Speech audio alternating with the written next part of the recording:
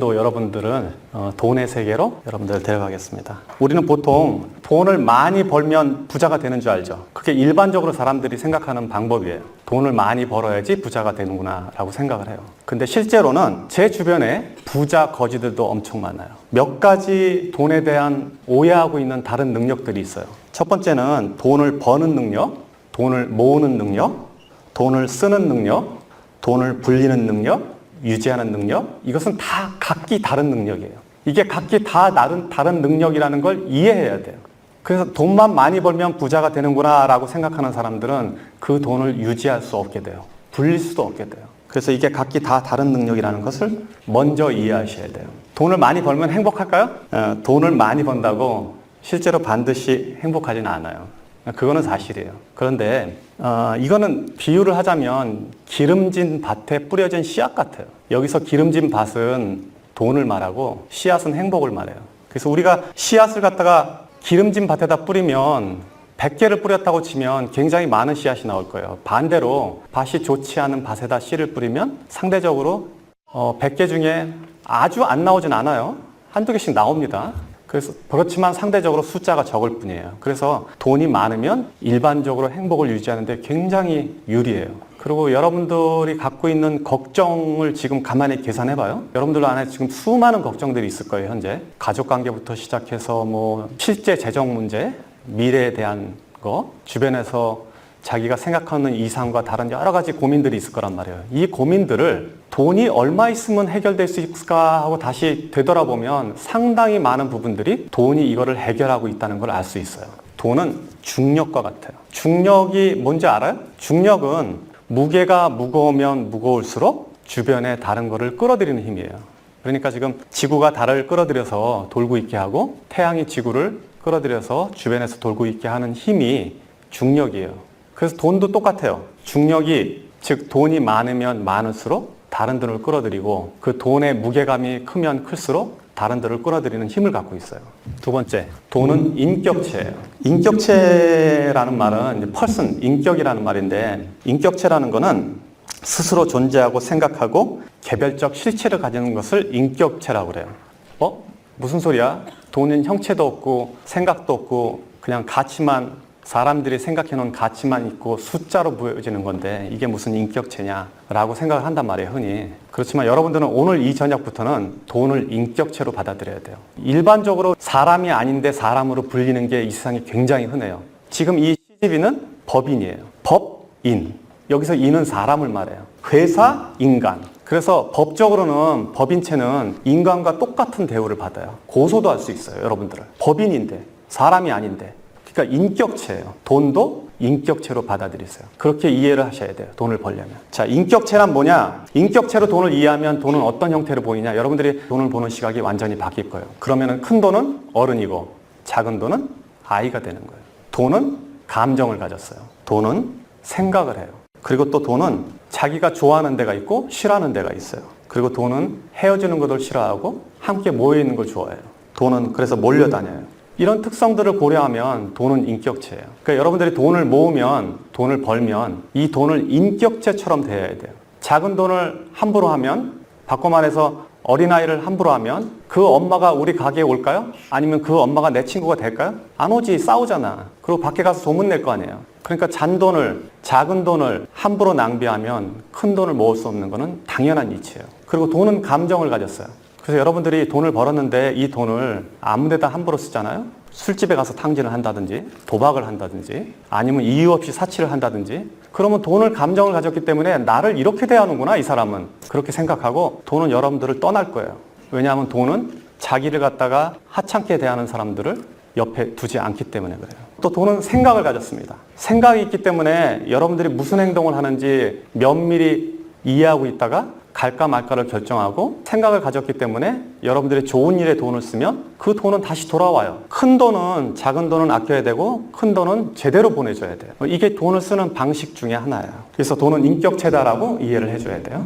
일정하게 들어오는 돈은 불규칙한 돈보다 힘이 세다. 사업이나 자기 생활에서 이거를 이해 못하는 사람들은 절대 돈을 못 모읍니다. 일정하게 들어오는 돈은 일정하게 들어오는 것 자체가 어마어마한 힘이에요. 아까 내가 중력 얘기했죠. 큰 돈은 상대적으로 작은 돈보다 중력이 셀 거예요. 그런데 일정하게 들어오는 돈은 한 번에 몰려다니는 돈보다 힘이 세요. 무슨 얘기냐면 매달 100만 원씩 버는 사람은 한 번에 1년 내내 굶다가 어느 날 1000만 원 버는 사람보다 힘이 세다는 얘기예요. 이거를 캐시플로우라고 얘기해요. 일정하게 물이 들어오는 거. 자, 우리 지금 비 안 와갖고 막 난리인데 비가 일정하게 골고루 오면 곡물도 자라고 우리가 온도를 유지하거나 세상을 사는데 편리한데 만약에 한 번에 비가 몰아서 오면 어떻게 될까요? 연량 강수량이 200mm밖에 안 되는데 1년 내내 안 오다가 200mm 한 번에 와. 이러면 우리 풍수로 죽게 되는 거예요. 돈도 똑같은 거예요. 그래서 돈을 어디 가서 일당으로 돈이 많이 버는 사람들 있죠. 뭐 기계 고치고 뭐 설비해갖고 하루에 30만 원, 50만 원 버는 사람들 돈을 못 벌게 돼 있어요.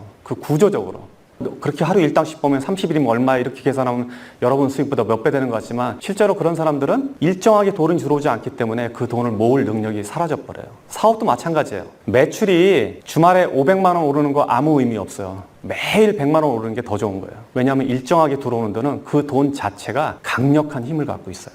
사람들이 많은 데 가면 경찰 몇 명이 군중 전체를 통제할 수 있죠. 그 통제할 수 있는 힘이 뭐예요? 그거는 조직화되어 있기 때문에요. 우리는 조직이 안 돼 있는데 경찰들은 조직화되어 있고 명령 체계화되어 있기 때문에 수많은 군중을 통솔할 수 있다고요. 그러니까 일정하게 들어오는 돈은 조직화된 돈이라고 봐야 돼요. 그래서 그 돈은 다른 돈들을 이겨요. 더 큰 돈, 목돈 2천만 원, 3천만 원 들어오는 거 아무 의미 없어. 매달 100만 원, 200만 원 버는 게 아주 무섭고 중요한 돈인 걸 알아야 돼요. 고생해서 번 돈은 공짜 돈보다 힘이 세다. 돈은 같은 100만 원이라도 혹은 같은 1000만 원이라도 그 숫자는 가치는 지금 현재 보여지는 가치는 동일하더라도 그 돈이 벌어진 과정에 따라서 그 돈의 무게가 틀려져요. 여러분들이 고생해서 벌은 돈은 무게가 100kg라 그러면 누가 준 돈은 1kg도 안 되는 거예요. 가볍게 날아가요. 이치를 아시겠죠? 그런 돈은 그냥 흩어져 버려요. 복권에 당첨됐다든지 갑자기 사업을 해서 돈을 벌었다든지 혹은 누가 줬다든지 유산으로 받았다든지 땅값이 갑자기 올라서 떼부자가 됐다든지 이런 사람들의 돈은 같은 1억이라도 내가 벌어서 꾸준히 모아서 적금 들어서 벌은 돈 1억하고는 전혀 다른 가치를 갖고 있는 거예요. 고생해서 번 돈은 공짜임보다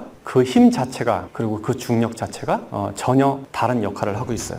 사실 성공이라는 거는 그 이면에 굉장히 많은 사람의 슬픔과 고생을 바닥에 두고 있어요. 돈은 몰려다니기 때문에. 그래서 성공한 사람들이 하는 실수가 뭐냐면 지금 이런 거를 잘 지키지 않는 게 보통 성공한 사람들이 흔히 하는 실수예요. 성공이 근본적으로 많은 슬픔과 불행을 깔고 있다는 얘기는 뭐냐면 그 깔은 자체가 마치 가시처럼 이렇게 앉아 있거든요. 그래서 그 가시를 다독이지 않으면 결국 가시는 내 몸을 찔러서 돈을 많이 벌어도 다시 돈을 흩어지게 만드는 힘을 갖는다고요. 그래서 이런 원리들을 이해해야지 우리가 돈을 모으고 관리하고 유지하고 더 확장해 나갈 수 있는 거예요. 그래서 여러분들은 성공하고 나면 혹은 성공하기 전에 이 원리를 이해해야 돼요. 이 원리를 이해하지 못하는 많은 창업가들, 사업가들 혹은 젊은 친구들이 사업에 나가서 많은 돈을 벌었을 때 불과 몇 년 만에 혹은 순식간에 다시 바닥으로 내려앉는 거는 당연한 이치예요.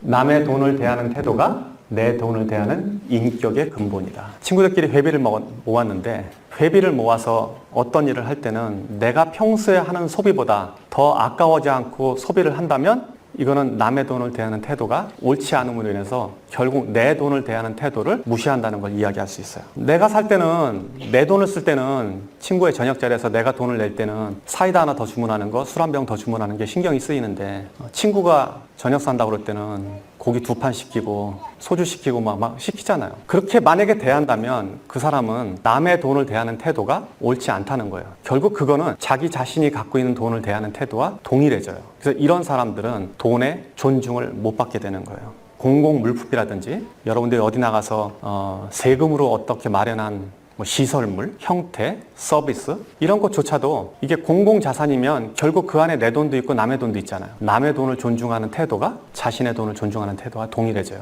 딱히 그런 건 아니지만 예를 들면 미국의 사업가들은 주식회사로 회사를 움직인다 그러면 그 주식회사의 자기 지분만큼 다른 사람들의 지분이 있다는 걸 이해하기 때문에 사적으로 회사 일을 쓸 때와 공적으로 쓸 때 구분을 굉장히 명확하게 하는 편이에요. 그런데 여기서 회사를 운영하는 사람들 중에 상당히 많은 사람들은 회사에 불과 몇 프로의 지분을 갖고 있고 사장이긴 해도 이 전체를 자기 재산으로 이해를 한다고요. 근데 여러분들은 그런 사람을 나무라는데 보통 우리들도 흔히 일상에서 그런 실수를 저지르게 된다고요. 남의 돈을 대하는 태도는 꼭 내 돈을 대하는 태도와 동일하다고 이해를 하셔야 돼요.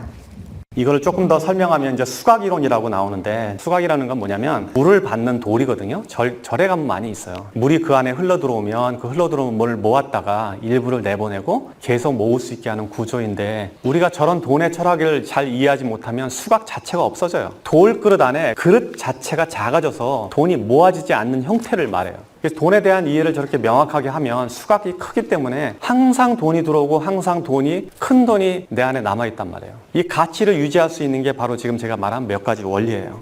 이렇게 돈에 대해서 이야기를 하면 여러분들은 현실적으로 물어볼 거예요. 어떻게 돈을 벌어야 될까? 돈이라는 거는 그게 모여지려면, 그 모여진 것 자체가 이렇게 모여지려면 일정한 규모가 이루어져야 돼요. 회사도 마찬가지예요.